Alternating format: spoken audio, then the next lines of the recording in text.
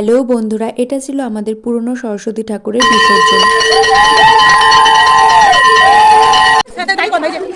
আমাদের এখন ঠাকুর বিসর্জন নিতে নিয়ে যাবে।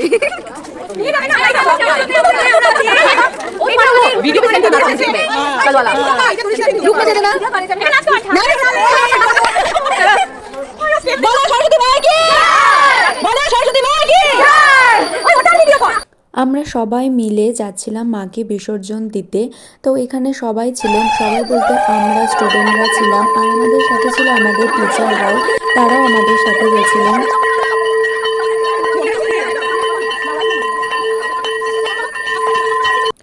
ঠাকুর বিসর্জন দিতে অনেকজন গেছিলাম আমরা। তারপরে এই যে আমরা ঘাটে পৌঁছে গেছিলাম।